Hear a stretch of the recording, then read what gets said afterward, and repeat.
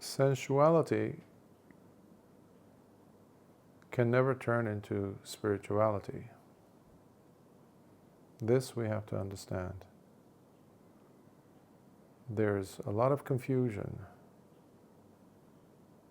promoted by ignorant minds for whatever reason.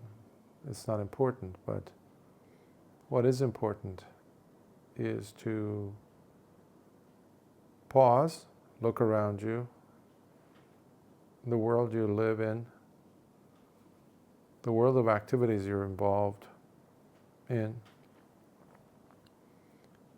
and the world that you carry with you, meaning the senses, the world of the senses, the eyes, the ears, the nose, the tongue, the body, and the mind. This has been recognized by and called out by the Buddha as the world, loka. The senses, when you look deeply into them, carefully look into them, they're designed, if you will, conditioned in a way where their job is to anchor you in the world, to cement us in the world of the senses, which seeks experiences that are all about pleasure, the promise of pleasurable experiences, enjoyable, lovely experiences, the delightful experiences, and shuns, pushes away, hates experiencing their opposite, the painful experiences, the unpleasant experiences, things that are not on your schedule, things that you want to enjoy, basically.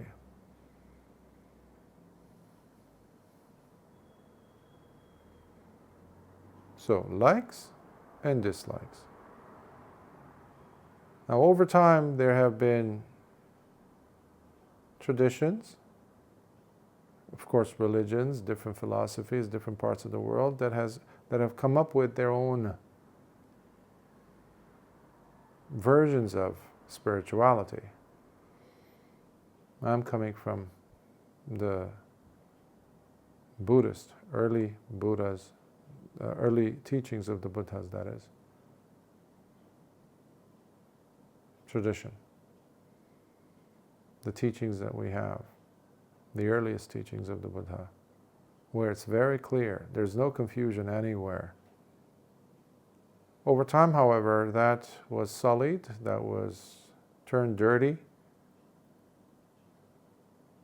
by the addition of other things, other factors, other influences from different places, different schools of thought, but especially from minds that were catering to something other than the spiritual path, the holy path, the holy life, which is brahmacharya, the higher life. Because anyone can live the lower life. Let's not be confused about that. Anybody could live a pleasure-filled life. You just give them the opportunity and they will. It doesn't take a genius. It doesn't take a spiritually or mentally or intellectually evolved person to become a slave to the senses. That's the default mode. That's why it cannot substitute, it cannot replace the lifestyle that is seen, that is described as the spiritual, which goes beyond the mundane, which goes beyond the sensory perceptions, whatever they offer. So over time you had traditions come up, schools of thought come up, where they try to include pleasure as a way to transcend pleasure, they call it.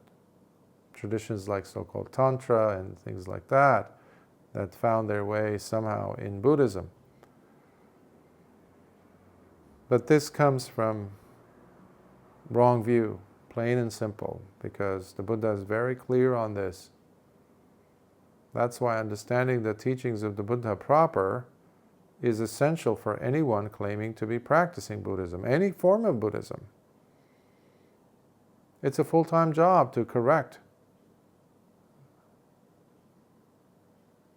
individuals who are on the wrong path, thinking they're practicing the Buddha's teachings. And when you look, okay, sit down, let's see what it is. What is it that you're practicing? What is it that let's look at what the Buddha actually said. Historical Buddha, not what later on some philosophers, some people with ulterior motives have come up with and put words in the Buddha's mouth to promote an ideology, to promote a movement. Now, fortunately, we have several discourses where the Buddha is extremely clear, crystal clear, as to what is the path, what is not the path, specifically to this point. There was once a bhikkhuni, a nun, who had certain feelings towards Venerable Ananda, the Buddha's own attendant and his own cousin. So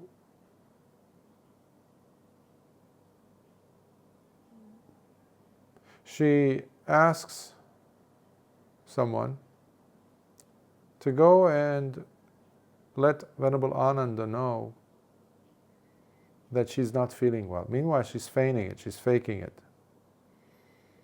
to get him to come to her kuti. So that person says, sure, yes, Venerable Sir, to the lady nun, to the bhikkhuni, and he goes off and informs Venerable Ananda, oh, this, bhikkhuni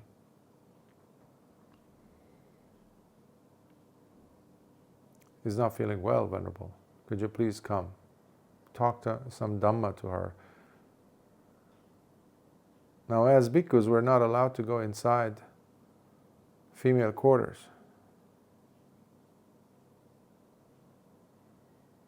Alone.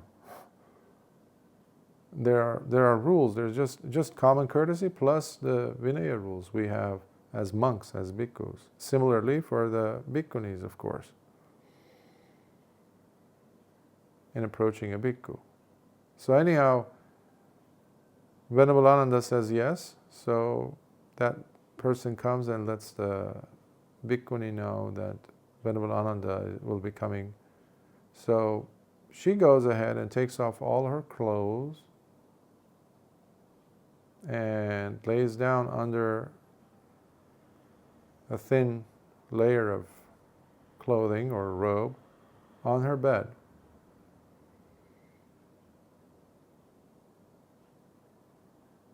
Whereby obviously her figure will be shown to a great extent.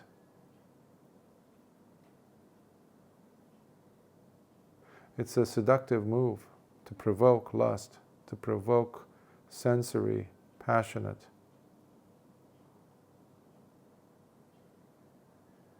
situation to arise. Unfortunately, we don't have extra details, but one can imagine as to what would ensue when you have a man and a woman inside a small area where the woman is naked and pretending to be sick. Who knows what else she would try to say or do or gesture or sound like to provoke. And Venerable Ananda, let's not forget, he was not an arahant yet. He was only a sotapanna, a stream winner, the first stage of awakening. So you're not immune to fall into the trap of sensuality. when in such close quarters, which is very dangerous. Dangerous because you will fall out of the holy life. If you have the desire, even in your thoughts, let alone to engage in an actual physical, sexual behavior. So that was the scene, that was the setup. So Venerable Ananda, having faith in the Dhamma, in his role to come there as a senior bhikkhu, as a senior monk, to come and visit this nun, this fellow companion in the holy life, to come and help her because she specifically asked for him. And we don't know the background story as to their connection previously, if they've known each other early on, etc. or not, but those are all irrelevant at this point. So he comes in and he says, "Sister, may I come in?" And she says yes, so he goes in. And Venerable Ananda sits down and he asks about her health, and she fakes it basically. She says, "I'm so sick, I'm so this and that." But somewhere, Venerable Ananda detects that there's a trap. I mean, he has observational skills like any person. And the intentions also carry out. If you're sensitive enough, you will sense what the other person is thinking or gesturing. The sutta doesn't get so graphic, but we can allow our imaginations to come in and fill up those gaps because we have the main motive there. The setup is very clear. Everything else is supplemental material. And Venerable Ananda gives her a very powerful discourse.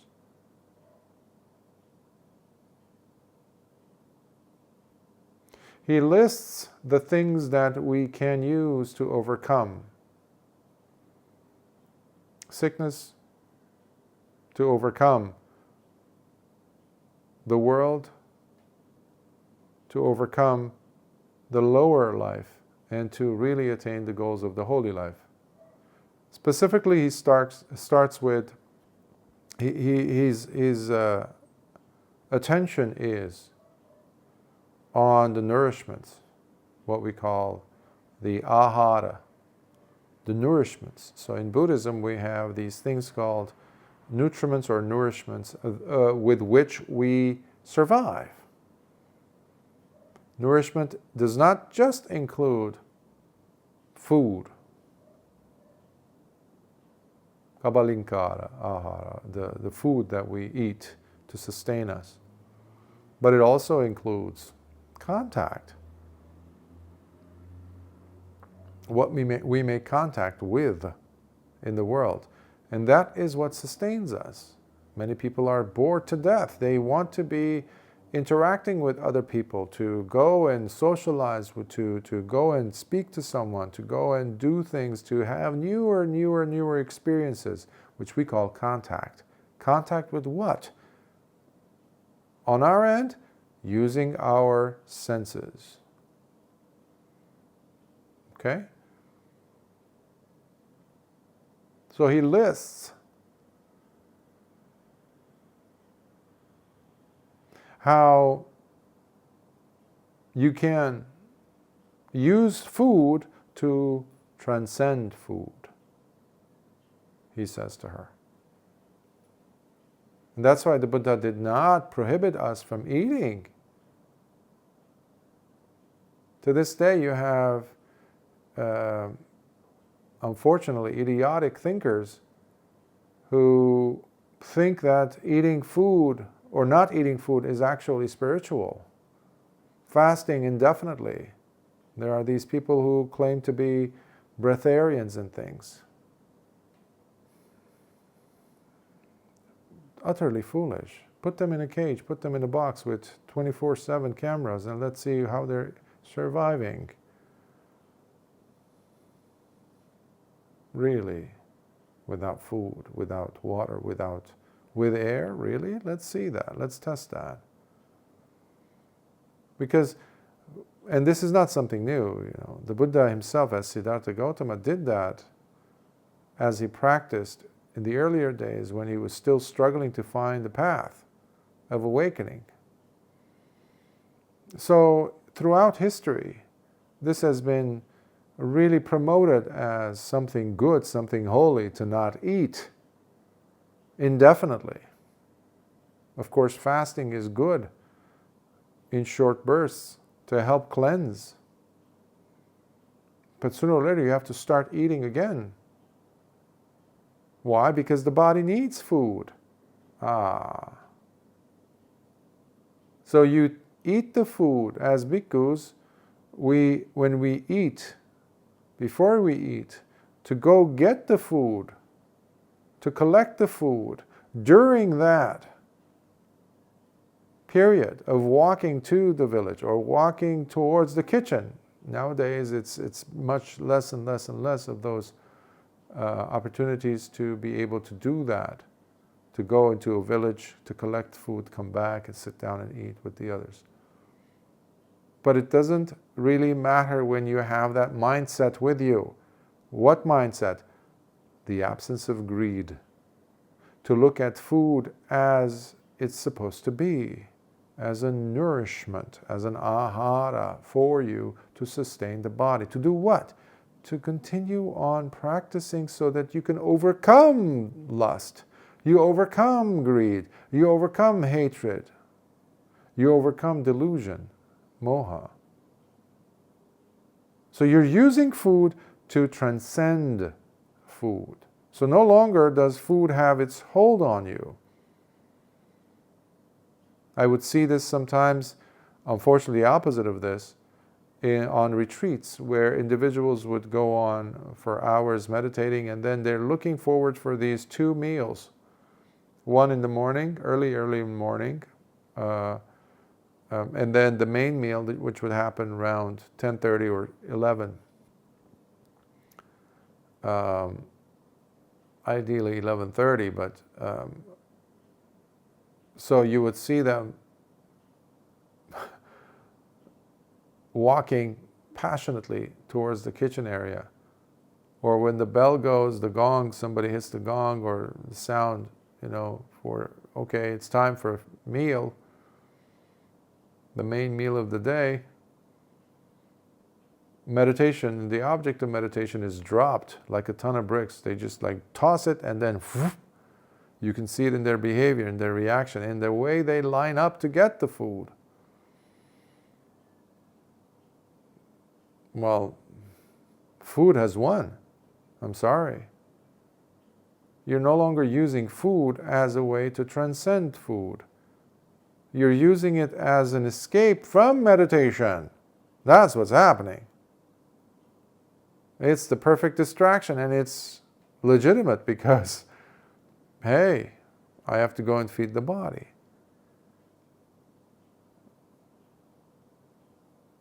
Again, this has nothing to do with food itself. This has to do with us relating to and with food.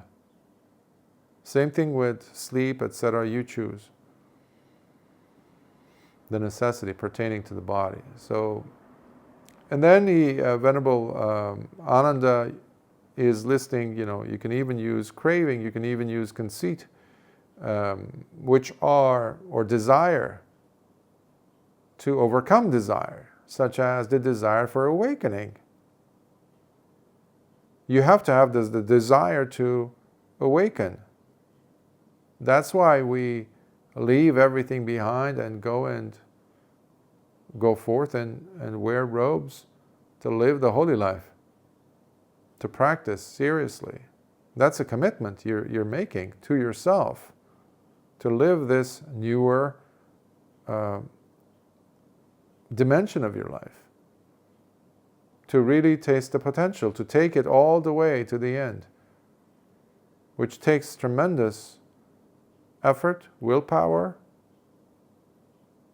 fortitude, and willingness to attain a level of excellence every day that was unprecedented yesterday for you. And you can owe it to yourself. The striving that you're involved in, the constant clearing up of the old, moving aside all those other proclivities, giving yourself the opportunity to see a new vista, a new horizon of potential for yourself. That's very courageous.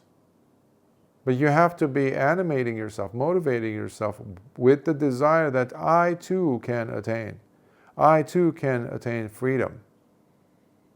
Similarly with conceit. Conceit here is not used in the negative, normal sense. But you look at someone who's already attained, who's already free. You look at least the example of Lord Buddha and you say, wow, look where he came from. He was surrounded by sensuality. He was surrounded by everything that I never had and never will be able to have because of his kamma. He had 3 palaces. He had so many, aside from the queen, he had 500 women around him. He left all that. He left the court life. He left his youth behind. He left his domain, his kingdom behind. His influence, his power, his money, all that. He was the crown prince, Would I be able to do that? Most of us, if we're being honest, will say no. It's not possible. Everybody wants to become that rich. Everybody wants to be that influential today. Or become an influencer. Everybody's dying to gain those things, or at least a portion of that. He gave it all up. And then for what? He attained freedom. He went beyond suffering. So if you've been working on yourself in the right way, sooner or later you realize that there's no point in pursuing a life that's stuck in suffering. I want to break free, the person says. And then you look up towards or to other individuals who've done it, and then you say, if they've done it, I want to also do it. If they did it, I can do it. So this is a healthy version of comparing and contrasting that Venerable Ananda is trying to tell the bhikkhuni. Now the reason why I'm mentioning this incident is because of what he says last. And at this point that Venerable Ananda knew what was going on, what her plans were. But out of compassion to her, to teach her a lesson, to help her learn some Dhamma, he had been tolerating her thoughts, lustful thoughts, passionate thoughts, to interact with him in some sexual way, to tease him, to tempt him. He's seen through that. Nevertheless, he was giving her a Dhamma discourse, trying to get some sense knocked into her. And he says, sister, those other things we can use to transcend them. But, he says, sexuality is not, that bridge is not what we use to transcend it. This is where all those traditions that showed up later on in Buddha's history, who said, no, you can use sexuality to transcend sexuality. And they started putting all these pictures of sexually explicit statues, paintings, this and that, even teachings, promotions of teachings that have nothing to do with Buddhism, with the Dhamma, and used it as a way to transcend. Use passion to transcend passion. That's the basis of Tantra,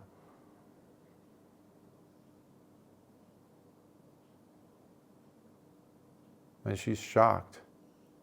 She's caught, but she's also completely ashamed of herself.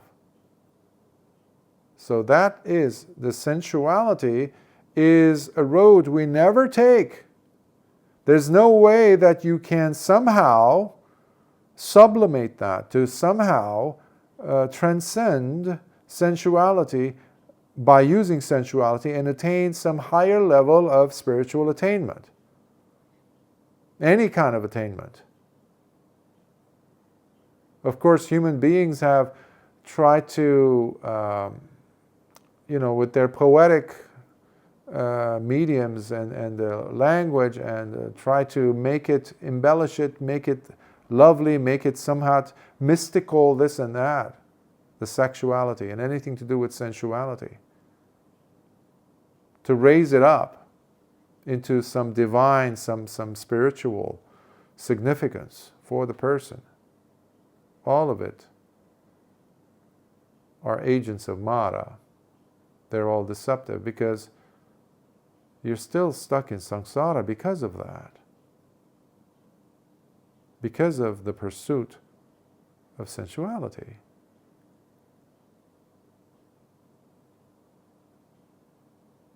Because the moment we cross that bridge, we have defeated ourselves and the goal of the holy life. We have fallen from living the holy life, from the higher life, and we are now in the lower life. That's why it's called parajika. It's a defeat. You just canceled yourself out.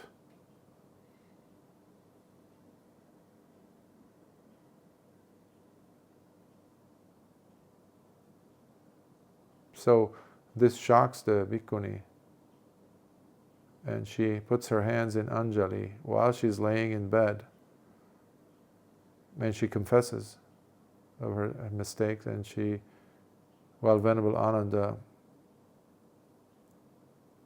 steps away from that, she puts on her robes and comes and bows down in front of him, asking for forgiveness because of her bad intentions and what she had planned. And because she realizes her mistake and she promises never to do such a thing. And about her being ashamed of it. But especially because she says that I intend never to do such a thing, Venerable Ananda forgives her for such a thing.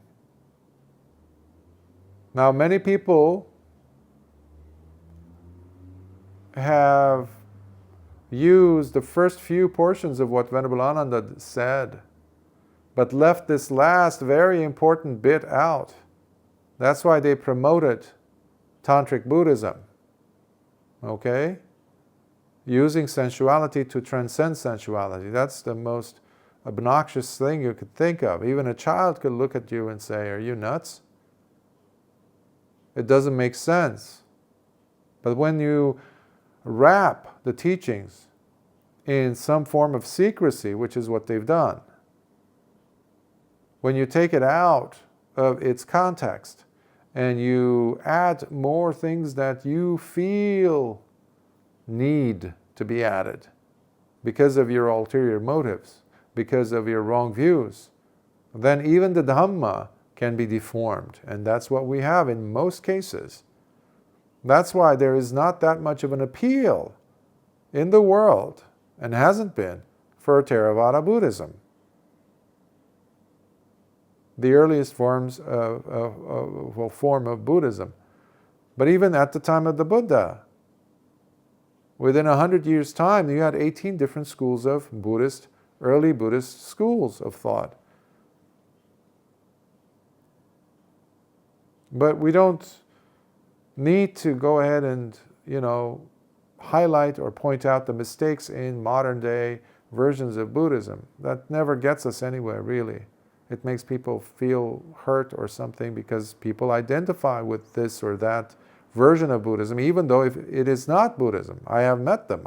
Even as a layman, I would be invited to different places and gatherings where they were considering themselves to be Buddhist. One place I went to, and someone's home that a couple that I had known, this is years ago as a layman, we had met somewhere, and and they said, we began talking about religion, and they said, oh, what religion? And I said, I'm practicing Buddhist. And they said, oh, we too. We are Buddhists too. How wonderful. You have to come to our place. We have gatherings, we do meditation, we do chanting. And eventually they persuaded me. And I went, because they had called me and they said, oh, this very famous leader of our group is coming from outside the state. So anyhow, I said, fine, I go. And I go, and they sit and they're chanting things that they don't understand. They don't know what it is. And then, to my surprise, their head visitor person starts talking about how their tradition, by the way, it was Soka Gakkai group, okay, which is very prominent in the world because of it's all like, if you think it, if you intend it, it becomes real. So law of attraction. Somehow they squeeze that into Buddhism. And this man was saying how this is the ultimate, this is the essence of the Buddha's teachings. And I was really holding myself back because, I said, this is obviously false. These people have no idea what the Buddha taught. And the person, for some reason, points at me and he asks me a question. What do you think? And I said, I really don't want to respond. And they pushed me. And I said, okay, so far whatever you said has nothing to do with Buddhism. And to my surprise, they began bringing in glasses of wine. And I said, I'm sorry, I take precepts. I don't touch the alcohol. It's alcohol, right? Yes. So why shouldn't we have this? And I said, well, I ended up giving an actual Dhamma talk to these people who had apparently never heard of a Dhamma talk. And I taught them, tried to teach them, that is, the Noble Eightfold Path. And I emphasized the importance of walking away from sensuality, and that sensuality cannot be equated with, such as just same thing with greed, cannot be equated with spirituality. So you can embellish it, and that's what we have. We have individuals who say, in other religions, or they say, "Oh, I'm following the call of, I'm trying to complete my quest, my goal of success, to become a CEO, to become the next big CEO of a big company, Fortune 500 company, as I follow my faith in God." You have many, many such people talking and throwing the G word, to kind of validate or get validation for their greed, their lust, plain and simple. You have very, very rich billionaires around the world. I have met some people, not billionaires, but individuals whose goal is to become a billionaire or a millionaire at least. And they keep talking about God and faith and God, and then you give them the benefit of a doubt. And then you see it's all greed, lust. They're drooling at the edges of their mouth when they see a fancy car pass by, or a house, and they talk to you about their dreams of owning a bigger and bigger house. And this was also the conversation that was going on with this group who called themselves Buddhists. So I excused myself, without allowing it to get into a heated debate, because I just pointed out certain things and asked questions, and I realized that's not my place. I walked away. This was only one example. Because when people say, or hear that you're a Buddhist practitioner or Buddhist, this happened to me also in places in Europe when I was still a layman. People would say, oh, I'm a Buddhist too. I was like, okay, fine. What kind? And they would list, and I would ask them, do you know anything about the Four Noble Truths? Do you know the difference between feelings, pursuit of pleasurable feelings, painful feelings, neutral feelings. What is the difference? And of course, the highlight is pursuit of pleasurable feelings. There's nothing wrong with that in their mind. Meanwhile, they are preferring one extreme end of the pendulum. Well, if you are on the pendulum, you're going to go to the opposite extreme of the pendulum. Meaning it goes back and forth, back and forth, back and forth. So you're saying, let's pause this here and have only pleasurable feelings. You're already trapped. The Buddha was disappointed with all those spouses and all those partners that he had. He was disappointed with the extreme healthy physique that he had. He was disappointed. Disappointed in what though? Disappointed in those things not being able to satisfy. This is important. The gratification that people want, that the Buddha listed out very beautifully. He said there are things that arise, conditioned things that are arising. And then there's the collapse, the falling, going down. But that thirst for satisfaction is what leads many people, most people, in this wild goose chase.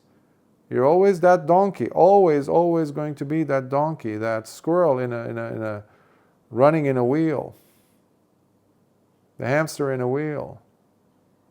That's called grilling. That's called the asada. That's the satisfaction. That is the thing that you are always trying to gratify yourself with, the senses. I have never met a single person in my life, whether in person or in books, especially in the suttas, never, who said, yeah, because of my pursuit of the gratification with the senses or even intellectual stuff, philosophies, etc., where I really became satisfied and I reached that threshold and I was like, finally I made it. And they don't fall out of it. That's why they keep pursuing the next thing. That's the senses. Those are the world of senses. That's why they're unreliable. That's why they're called dangers. They're called terrors. Adinava, the Buddha calls it. But the wise person, the Buddha says, is the one who steps out of this mess, of this chaos, of this zoo, realizing that none of those things are actually going to get us anywhere satisfactory. There's nothing. It's always going to leave you empty. Disappointed, that's dukkha. Suffering, that's dukkha. In pain, that's dukkha. So that none finally understood. But today in the world, you see that same momentum still ongoing, unless somebody points it out, and not many people are doing that in the world of Dhamma for some reason. Because people love to be accepted, to be approved of, liked. The likability factor, unfortunately, leads a person to shut their mouth and not say what needs to be said.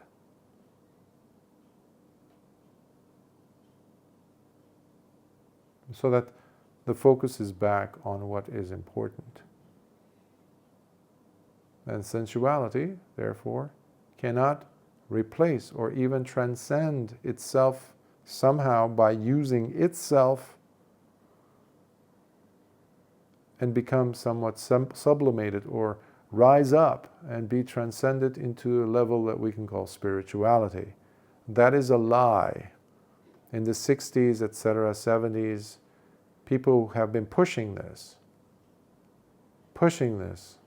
Because how can a person, a regular, mundane, putujjana we call him, ordinary, untrained person, look at a teaching that promises so much, but at the same time it doesn't take away anything of your lifestyle?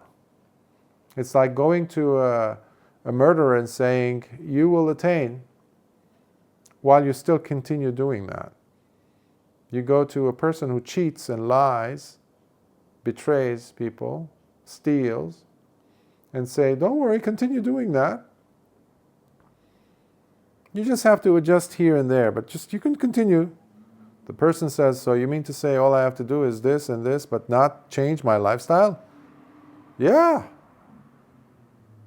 Okay, that's the world of sensuality. That's what made these people rich and big, and you have so many examples in the world. Even today, there used to be Rajneesh and Osho. It became Osho, and now you have different characters running around. Because it never gets old. Okay? It never gets old because it's easy. You're not depriving anyone. That's why Buddhism, in places like Europe, Buddhism proper, again, we're not talking about Tantrayana or things like that, Vajrayana, with all the colors and bells and whistles, which all these passionate images, this and that. When a European sees the passion, the this and that, the colors, the imagery, the philosophical undulations that lead you nowhere, basically, ultimately. It's just a massive collection of ideas that don't allow the person to graduate into Nibbana. It doesn't have an end. While the person is allowed to, encouraged to stay in the gunk, in the trash, in the muddy world of mere sensuality, without being taught ways to cut the connection to them, the reliance to them, as a place of attaining joy, the only way, and they're allowed to go deep, to transcend it in the proper way, which is through sila, through practice of precepts, so that the person really gains tranquility by reaching a level of safety within themselves instead of relying on the senses. And then you protect yourself and you protect others. There's a tremendous security you're providing for yourself and others. It's beautiful. No sensual, no sexual lust will ever give you that. Ever. Ever. But you have to be shown this. You have to be taught this. So people have to be shown the teaching of the Buddha. The Buddha did not say everybody should go and leave behind senses or sensual world. No, I don't want it to come across like that, because a person might be introduced to Buddhism for the first time through this Q&A. I don't want that. I want them to really know that the Buddha taught two groups of people, lay people and monastics. Okay? To go all the way, to have the wide open path to Nibbana for you, that means you need to go the monastic route. But that does not mean that you cannot attain Nibbana, at least the first few stages of it. Liberate your mind, liberate yourself, and cut yourself from rebirth into the lower realms, which is inevitable, inescapable for people who see themselves living on that level of sensuality, by the way. I have to say that. But nevertheless, the Buddha did not say to lay people, walk away from sensuality. Period. Of course, there are times where, every 2 weeks, it's encouraged for a person to practice limited intake of food, no sex, no sensuality, to practice deep, the Dhamma. We call them uposatha, where instead of taking just 5, you can take 8 or 10. This really gives the layperson a taste of how deep they can go. In those time periods, yes, they are celibate. Okay, we have many, many talks on this given by the Buddha in the numerical discourses, to name one source. So the Buddha did not say walk away. That would be an extreme position. The Jains were doing that, especially in the case of him not eating, for example. So the Buddha saw the future of the path, and to such a big advancement for society at large, for posterity of human beings, how they could benefit. But they have to be taught and shown the right way. So lay people can really advance without dropping the sensual, in this case, world that they're encountering on a day-to-day basis. But you're not a slave to it. That's why you're practicing sila. Even you are putting some brakes on the sensuality. So, for example, you're walking with your loved one and you see a person of the opposite sex who looks more beautiful than your wife, your girlfriend, or your boyfriend, or your husband. You don't go looking for that. You don't go paying attention to that, because that's hurtful, that's mean, you already are cheating. You're hurting your loved one over there. Even if they're not next to you, you're hurting them even when you're doing this alone. So the person puts the brakes on certain lower, baser, animalistic tendencies. But today in the world, it's the other way around. People are being taught to become lower than animals. And they call it, oh, I'm very passionate. Nonsense. You're not going to be more passionate than a dog in the heat. Okay? I've met people, they say, oh, I'm passionate. I come from that culture in the world, that part of the world where we're very passionate. I'm like, you're more than that. You're justifying a behavior that's, even an animal is going to go, okay, take it easy. There's stupidity. And it doesn't belong in our set of criteria of human beings. That, holding yourself back, this is called restraint. Okay? Samvara. This is what we need to practice. While still, as lay people, you can have your sensorial experiences, but you're still maintaining sila.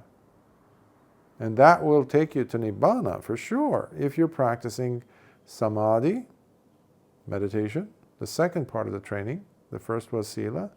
And then thirdly, very important, when you're practicing meditation the proper way, that means including vipassana, insight meditation, proper, where you start probing what is happening around you, inside of you, in your mind, in your tendencies, the reliances on that gratification seeking. And you realize the danger, the adinava, and you step out of it. Nissarana. Suddenly you really transcend.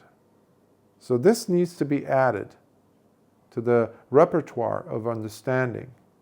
And that will set you on the right path to really going to the ultimate prize, ultimate state of freedom. That is Nibbana, that the Buddha taught.